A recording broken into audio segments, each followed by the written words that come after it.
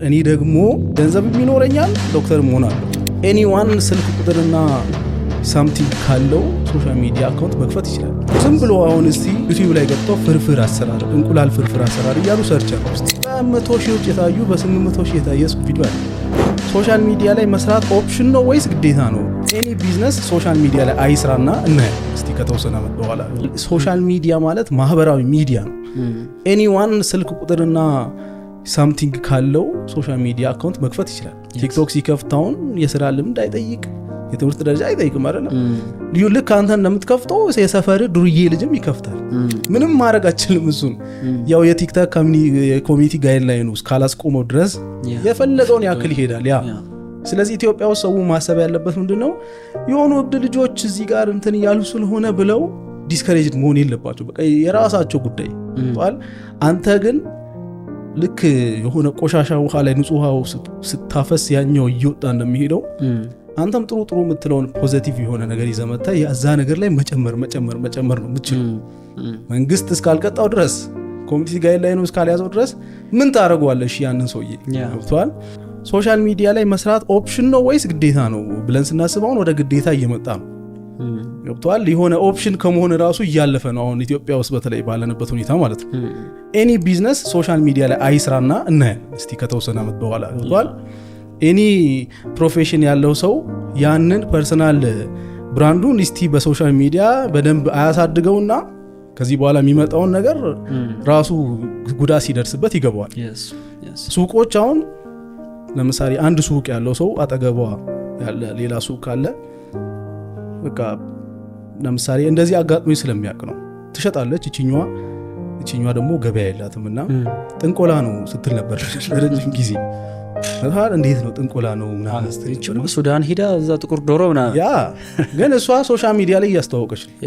ከዛ መጨረሻ ላይ የእሷ ገበያ እየቀነሰ ልትከስር ስትል ነው የምትጠይቀው። ምን አለ ያኔ ጥንቆላ ነው ከምትል እንዴት ነው የምትሰሪው? እስቲ አንቺ የምትጠቀሚው ነገር አሳይኝ፣ እንዴት ገበያ መጣሽ ምናምን ማለት ይሻል ነበረ። ልክ እንደዛ ስጀምር ምን ልታገኝ ነው እስቲ እንዴት ነው የሚከፍለው ብሎ ከመጠየቅ ይልቅ ግና ኧረ ይሄ ውርደት ነው ይሄ ምናምን ወደ ማለት ነው ሰው። ስለዚህ ቢጠይቁ ይሻላል። ወጣቶች ከሚያስቡት በላይ ትልልቅ ሰዎች ናቸው ባይዘው ትንሽ የሚያስቸግሩት በዚህ ነገርና ወጣቱ ከሚያስቡት በላይ ስማርት ነው። ከልጅነቱ ጀምሮ የውጭ ሀገር ፊልም እያደገ እና ደግሞ ሶሻል ሚዲያ ይጠቀማል። ምን ይላል ብዙ እውቀት አለው ወጣቱ እና የሆነ ነገር ሲያረግ ምን እያረክ ነው እስቲ አስረዳኝ ማለት ነው የሚሻለው እንጂ ሮጦ መጥቶ እንዴ አንተ እንደዚህ ሆነ ዶክተር ሆነ ሶሻል ሚዲያ ላይ እንዴት ትሰራለህ? እንደዚህ የተከበርክ ሰው አይደለ? አባትም ምን ይላል አሁን ቲክቶክ ላይ እየሰራ ብታይ ምናምን ብሎ ጀጅ ለማድረግ ነው የሚሮጠው አብዛኛው ሰው። እና ልክ እንደዛ ሴትዮ በኋላ ላይ ጥቅሙ ሲገባው ገና መጥቶ ልጄን እስቲ እንዳንተ እንዲሰራ አድርግልኝ ወደ ማለት ነው። ስለዚህ ማንም መናቅ የለበትም ያላቸው ነገር ትንሽ አሁን አንተ እንዳልከው ትንሽ እውቀትም ቢኖር ያ ነገር በትክክል ውሸት አይሁን እንጂ ትልቅ ቫልዩ ነው። ያንን የማያውቅ ሰው አለ። ዝም ብሎ አሁን እስቲ ዩቲዩብ ላይ ገብተው ፍርፍር አሰራር፣ እንቁላል ፍርፍር አሰራር እያሉ ሰርች አድርጉ እስቲ በ100 ሺዎች የታዩ በ800 ሺህ የታየ ቪዲዮ አለ። ኢማጂን ገብቷል። አሁን እሷ ፍርፍር አሰራር ምን ይገርማል ብላ ብትተው ኖሮ አሰራም ነበረ። ግን ሰው ይህን ያክል ቫልዩ ይሰጠዋል ለዛሽ ነገር ኮንተንት ራሱ ማለት ነው። ስለዚህ ፈርተው የተቀመጡ ሰዎች ካሉ ምንም መፍራት አያስፈልግም። ኮሌጁ ላይ ከገባው በኋላ የራሴን ቢዝነስ መጀመር እንዳለብኝ የተሰማኝ ሲኒየሮችን ሳይ ነው። ላይፋቸው ልክ አይደለም፣ ይሄ ነገር ኢንስፓይሪንግ አይደለም። አዎ ገብቷል። እኔ ደግሞ ለምን ያንን ጠብቃለሁ? የሆነ አካል መጥቶ እስኪቀይረው ድረስ አልጠብቅም። የራሴን ደግሞ ቢዝነስ ራን ማደርግበት ኦፕሽን ይኖራል የሚል ሀሳብ ስላለኝ በራሴ ገንዘብ ይኖረኛል ዶክተር መሆናለሁ የሚል ነገር ነው በቃ እንደዛ እንድገባ ያደረገኝ ማለት ነው ወደ ሶሻል ሚዲያ ምናምን። ስለዚህ አሁን ያኛው ላይ በጣም ፓሽን አለኝ ሕክምናው ላይ፣ ምክንያቱም በጣም ወደው ሙያ ነው። ያንንም ሰራለሁ ቢዝነሱንም ሰራለሁ፣ ግን የኔ ምርጫ ነው። አሁን እኔ 2ኛ ዓመት እያለሁ ዶርም ውስጥ ሆነ ቪዲዮ መስራት የሜዲካል ተማሪ ለዛውም ዩቲዩብ ላይ ለዛውም ኢንተርቴንመንት ላይ ምናምን አይሄድም። ከዛ ሳይ ሕክምናም የሚሰሩ ተማሪዎችንም እንደኔ ነው ጀጅ የሚያደርጉት። ለምን ሲኒየሩ እዚህ ጋር ተምሮ ቁጭ ብሎ አንተ ማን ስለሆንክ ነው ስለ ህክምና የምታስተምረው ትባላል። አይቀርልህም። ሶሻል ሚዲያ ላይ ቶታሊ አትስራ ነው።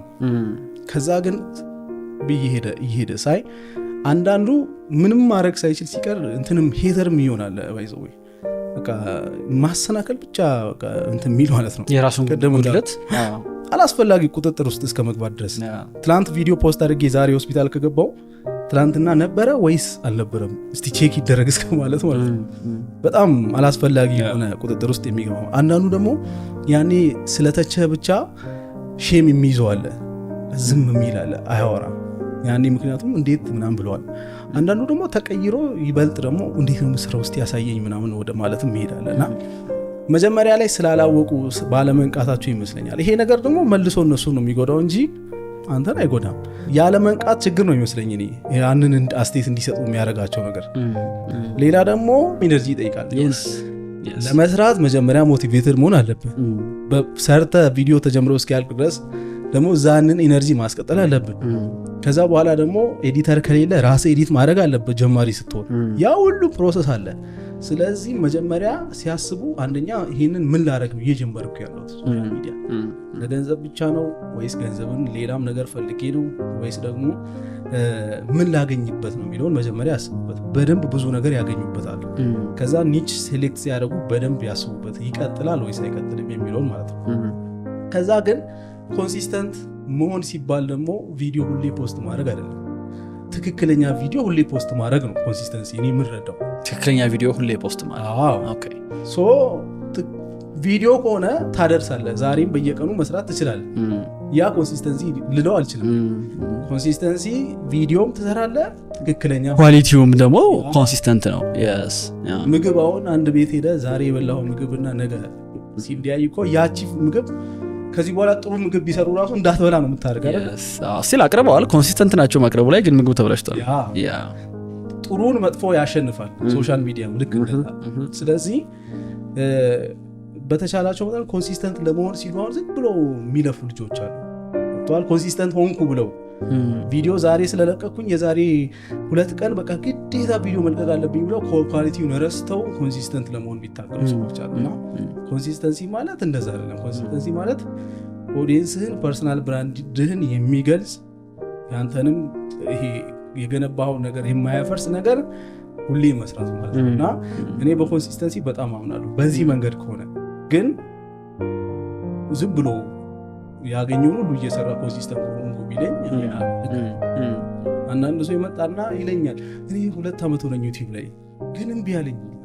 የት አለ ስትል ይኸው ሁሌ በየሳምንቱ ፖስት አደርጋለሁ። በየሳምንቱ ፖስት የምታደርገው ነገርስ ነገሩስ ኮንቴንቱስ እውነትን እኮ ነው። ስለዚህ ያንን ማሰብ ነው። ኮንሲስተንሲ ደግሞ ቀላል ነገር አይደለም፣ ጉልበት የሚጠይቅ ነገር ነው። ስለዚህ የራሳቸው በደንብ አጠንክሮ ነው መግባት ያለው። ደግሞ ብዙ ጊዜ እንደዚህ ኮንቴንት ክሪኤተሮች አንዴ ከወጡ በኋላ ድጋሚ መመለስ አስቸጋሪ የሚያደርገው ነገር ምንድነው? የለመድከው ቪው አለ። ኮንሲስተንት ሳትሆን ስትቀር ደግሞ መተህ ያንን ቪው ስታጣ መሸማቀቅም አለ። ዲስከሬጅ ትሆናለህ። ሰው የዛሬ ስንት ዓመት እንደዚህ ተፈላጊ ነበር።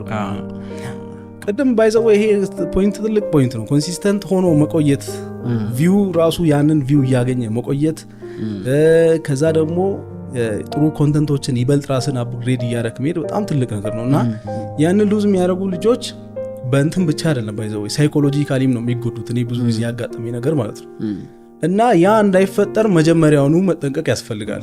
በቃ ኤኒ ኮንተንት ስሩ። ትልቁ ነገር ለረጅም ጊዜ የሆነ ወጥ የሆነ ዩኒፎርም የሆነ ቪው ይዞ መቀጠል ነው።